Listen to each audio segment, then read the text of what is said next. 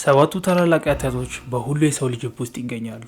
እነዚህም ዝሙት፣ ሆዳምነት፣ ስስት፣ ታካችነት፣ ቁጣ፣ ምቀኝነትና ትዕቢት ናቸው። በክርስትና እምነት እነዚህን ኃጢአቶች ለመፈጸም ብዙ ነገር አይወስድም፣ ማሰብ ብቻ በቂ ነው። እያንዳንዱ ኃጢአቶች የራሳቸው የሆኑ ጥንታዊ ታሪኮች አላቸው። እናም እነዚህ ኃጢአቶች እንዴት አደገኛ ሊሆኑ ቻሉ? በጨለማው የሲኦል ክፍል ሰባቱ ታላላቅ ኃጢአቶች እንደ ጥላ ይመላለሳሉ። እነዚህም አካላት መሳሪያ ያስፈልጋቸውም፣ ራሳቸው መሳሪያዎች ናቸው። ከነዚህም አካላት አንዱ እንደሌሎቹ አይደለም፣ እዩኝ እዩኝ እያለ አይጮህም። ይልቅስ ከመጋረጃችን ኋላ ሆኖ ነገሮችን ማሽከርከር ይመርጣል። የዚህ አደገኛ ኃጢአት ስም ምቀኝነት ወይም ቅናት ነው። ሰባቱ አደገኛ ኃጢአቶች በመጽሐፍ ቅዱስ ውስጥ በግልጽ አልተመዘገቡም። እነዚህ ኃጢአቶች ለመጀመሪያ ጊዜ የተጻፉት ኢቫግሬስ በተባሉ መነኩሴ ነው። ኢቫግሬስ ይህን ጽሑፍ የጻፈው ኢየሱስ ክርስቶስ ከሞተ ከ773 ዓመተ ምህረት በኋላ ነበር። ከዛም በ590 ዓመተ ምህረት ፖፕ ግሪጎሪ 8ቱን ታላላቅ ፈተናዎች ወደ 7 አደገኛ ኃጢአቶች አሸጋሽጎ ሰባቱ አደገኛ ኃጢአቶች ብሎ ሊሰይሟቸው ችሏል። ይህም የሰባቱን አደገኛ ኃጢአቶች ትምህርት ለ1400 ዓመታት በክርስቲያን አስተምህሮትና ትውፊቶች ላይ ከፍተኛ የሚባል ተጽዕኖ አሳድሯል። ለብዙ ሺህ ዓመታት የሰው ልጆች በእነዚህ አደገኛ ኃጢአቶች ሲፈተኑ ኖሯል። ነገር ግን እያንዳንዱ ኃጢአት የራሱ የሆኑ ፈተናዎች አሉት። ለምሳሌ ልክ እንደ ቅናት። የተለያዩ ምሁራን ምቀኝነት ወይም ቅናትን በተለያየ መንገድ ለመግለጽ ሞክረዋል። ለምሳሌ ምቀኝነት ማለት የአንድን ሰው ንብረት፣ ገጽታ፣ ባህሪ ለራስ መፈለግ ወይም ያ ሰው ያሉትን እነዚህን ጸጋዎች እንዳይኖረው ወይም እንዲጠፋበት መፈለግ ማለት ነው። በቤተ ክርስቲያን እምነት በላቲን ቋንቋ ቅናት የሚለው ቃል ኢንቪዲያ ከሚለው ቃል ይመጣል። ትርጉሙም በጥላቻ በተሞላበት ስሜት አንድ ነገር መመልከት ማለት ነው። የዚህን ቃል ስር ስንመለከት ይህ ቃል ከሮማውያን አማልክት አንዷ የነበረችው ኢንቪዲያ ጋር ይወስደናል። ይቺ አማልክት የቅናት አማልክት ነች። እናም በዚህ ምክንያት ከሌሎች የሮማ አማልክቶች ተገላ ብቻዋን አንድ ጢሻ ውስጥ ትኖራለች። በዚህም ቦታ ላይ ሆና ልቧ በሮማ አማልክቶች ላይ በቅናት ያራል። በዚህም አካባቢም ላይ በምትዘዋወርበትን ቦታዎች ያሉት እጽዋቶችና አበቦችም ይሞታሉ። እናም ይቺ መንፈስ በምትጎበኛቸው ሰዎች ላይ መርዟን በአጥንታቸውና በደማቸው ላይ ትረጫለች። ይህም አንዳንድ ምሁራን እንደሚናገሩት ከሆነ በእኛ ላይ ትሽ ለምን ሌሎች ሰዎች ከኔ በላይ አላቸው ለምን እኔ የለኝም ወደሚል ክፉ ስሜት ይወስደናል። እናም ይህ ኃጢአት ከሌሎች ኃጢአቶች በበለጠ ሁኔታ ሰዎችን ይረብሻል። ለምን እንደሆነ ባይታወቅም ሰዎች ልክ እንደ ዝሙትና ሆዳምነት ያሉ ኃጢአቶች ላይ ቀልዶችን ይቀልዳሉ። ወደ ምቀኝነት ወይም ወደ ቅናት በምንሄድበት ጊዜ ግን ይህ ኃጢአት በሰዎች ላይ ከፍተኛ የመረበሽ ስሜት ያመጣል። በዚህ ቪዲዮ ላይ ምቀኝነትና ቅናትን እያቀያየርን እንጠቀማለን። ምቀኝነት ብዙ ጊዜ ከቅናት ጋር ይመሳሰላል። ነገር ግን ቅናት ከተለያዩ ነገሮች ሊመነጭ ይችላል።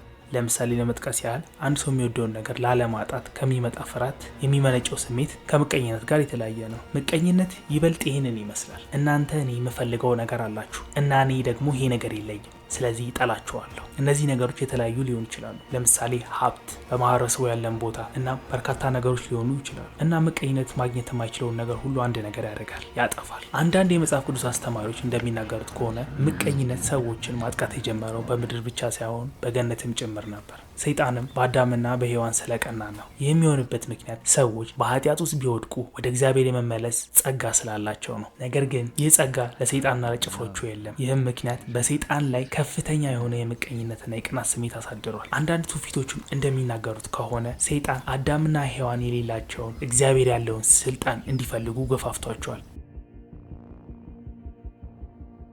በእርግጥም የመጀመሪያው የአዳምና ሔዋን ልጅ የዚህ ኃጢአት የመጀመሪያ ተሳታፊ ነበር። በመጽሐፍ ቅዱስ ላይ አቤልና ቃይል ለእግዚአብሔር መስዋዕት አቀረቡ። እግዚአብሔርም የአቤልን መስዋዕት ተቀበለ። ነገር ግን በቃይል መስዋዕት አልተደሰተም። በዚህ ታሪክ ላይ ከሰባቱ አደገኛ ኃጢአቶች አንዱ የሆነው ቅናትና ምቀኝነት ቁልጭ አድርገን እንመለከታለን። በመጽሐፍ ቅዱስ ላይም እንዲህ ይላል፣ በዚህም ምክንያት ቃይል ተቆጣ፣ ፊቱን በቁጣ ተኮሳተረ። ይህም ሁኔታም በእርግጥ ቃይልን ጎድቶታል። እናም እግዚአብሔር እንዲህ ሲል ለቃይል መለሰለት፣ መልካም አድርገህ ቢሆን የአንተ መስዋዕትነት ተቀባይነት አያገኝም ወይ? ነገር ግን አሁን ኃጢአት በበረሃ አድርቷል፣ እናም በቁጥጥሩ ስር ሊያደርግም ይፈልጋል። ሆኖም ልታሸንፈው ይገባል ሲል እግዚአብሔር ይመልስለታል። ነገር ግን ቃይል ይህን ሰምቶ ራሱን ጠግኖ መስዋዕትነቱን እንደማቅረብ በምቀኝነት መንፈስ ተውጦ የመጀመሪያውን ግድያ ይፈጽማል። በተጨማሪም አብዛኞቹ የብሉይ ኪዳን ታሪኮችን ስንመለከት ይህ ኃጢአት የማይረሳ አሻራ ጥሎ ሄዷል። ለምሳሌ ለመጥቀስ ያህል እስማኤል በይስሐቅ ላይ ያላግጥ ያፌዝ ነበር። ያዕቆብ በኤሳው ቡክርና ይቀና ነበር። የዮሴፍም ወንድሞች በዮሴፍ ላይ ቀንተው ለባሪያነት ሸጠውታል። በመጽሐፍ ቅዱስ ላይ ይህ ኃጢአት ብዙ ጊዜ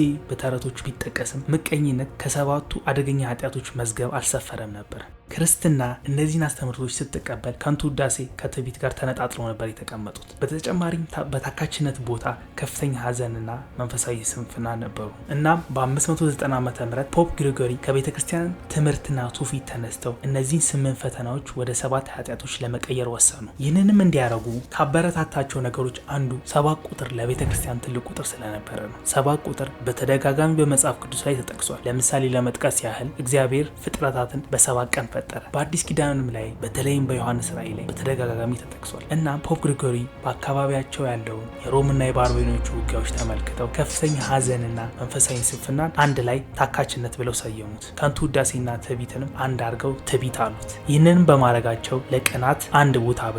በዚህም ስራቸው ከማጋረጃችን ኋላ ሆኖ ሲንጎራደድ የነበረው ይህ የጨለማ አካል ያለ ፍላጎቱ በ7ቱ አደገኛ ኃጢአቶች መዝገብ ውስጥ ተጽፏል። በእርግጥም ይህ የፖፕ ግሪጎሪ ስራ እንደ ዳንቴ ላሉ ሰዓሊና የጥበብ ሰዎች በከፍተኛ ሁኔታ ረድቷል። በዳንቴ የገሃነም ስዕል ላይ በዚህ ኃጢአት የተኮነኑ ነፍሳት በምድረ በዳ ላይ አይናቸው በብረት ተሰፍተው ይንጎራደዳሉ። ዳንቴም ለምን ስዕሉን በዚህ መንገድ እንደሳለ ሲጠየቅ እንዲህ ሲል መልሷል። ይህ ኃጢአት በአብዛኛው ጊዜ የሚፈጸመው በአይን አማካኝነት ነው። በእርግጥም አንዳንድ ሰዎች የዚህ ኃጢአት ስሜት ከስሜት ባለፈ ደስታ ይሰጣቸዋል። የዚህም ስሜት ትርጉሙ ለዳንቴ ግልጽ አልነበረም። ነገር ግን ይህ አስተሳሰብ ለጀርመኖች አዲስ አልነበረም። ይህ አስተሳሰብ ሽሮይፎንደን ይባላል። ትርጉሙም በሌሎች ስቃይ ደስታን ማግኘት ነው። የበለጠ ይህን ሀሳብ ለመረዳት ይህንን ለምሳሌ እንመልከት። በአንድ መስሪያ ቤት ውስጥ 2 ታታሪ ሰዎች ይገኛሉ። ከዛም አለቃው አንደኛውን ሰው መርጦ የደሞዝ ጭማሪ ያደርግለታል። ነገር ግን ቢሮ ውስጥ እድገት ያገኘው ሰው ቢሮ ውስጥ በፈጸመው ያልተገባ ድርጊት የነበረው እድገት ተወስዶ በፊት ከነበረበት የስራ ደረጃ ይወርዳል። ይህንንም የተመለከተው እድገት ያላገኘው ሰራተኛ ብሎ አልፎት ይሄዳል። በዓለማችን ያሉ የተለያዩ ሃይማኖቶችና እምነቶች ለምቀኝነት፣ ለቅናት በርካታ ስያሜዎችና ትርጉሞችን ሰጥተዋል። በእርግጥ በክርስትና እምነት ምቀኝነት ወይም ቅናት ሊወገድ የማይችልና ተፈጥሯዊ የሆነ የሰው ልጅ ስሜት ነው ይባላል። በ500 ዓመተ ዓለም በግሪክ ማህበረሰብ ቅናት ወይም ምቀኝነት እንደ ኃጢአት አይቆጠርም ነበር። ተራ የግሪክ ሰዎች ከአቴንስ ከተማ እንዲወገድ የሚፈልጉትን ሰው በተሰበረ ሸክላ ላይ ጽፈው ብልቃጥ ውስጥ ይጨምሩ ነበር። እናም በርካታ ሰዎች የአንድን ሰው ስም በዚህ ብልቃጥ ላይ ከጨመሩ ይህ ሰው ከከተማዋ ለ10 ዓመት እንዲወጣ ይገደዳል። ነገር ግን ይህ ሰው ከከተማዋ ማስጠንቀቂያ ከደረሰው ከ10 ቀን በኋላ ከተማዋን ለቆ ባይወጣ በተያዘበት ቦታ ይገደላል። ግሪኮች ይህንን የሚያደርጉበት ምክንያት ስልጣን በከፍተኛ ሁኔታ በተወሰኑ ሰዎች እጅ ውስጥ እንዳይገባ ነበር። ነገር ግን ይህ የሰዎችን ስልጣን ለመገደብ የተፈጠረው መንገድ ከ7ቱ አንዱ ለሆነው ለምቀኝነት ወይም ለቅናት በሩ ገርበብ አድርጎ ከፍቶታል። ምክንያቱም ኢመኛ ራስ ወዳድ የሆኑ ሰዎች በዚህ ሸክላ ላይ የሚጠሉትን ሰው ስም በመጻፍ በዚች ብልቃጥ ላይ በመጣል የዚህን ሰው ዕጣ ፋንታ መወሰን ስለሚችሉ ነው። ለምሳሌ ለመጥቀስ ያህል አንድ አሪስቶትሎስ የተባለ ሰው ታሪክ እንመልከት። ይህ ሰው በአቴንስ ከተማ ውስጥ በፍትሃዊነትና በመልካም ጸባዩ የሚታወቅ ሰው ነበር። እናም አሪስቶትሎስ በአቴንስ ጎዳናዎች ላይ እየተዘዋወረ በሚሄድበት ጊዜ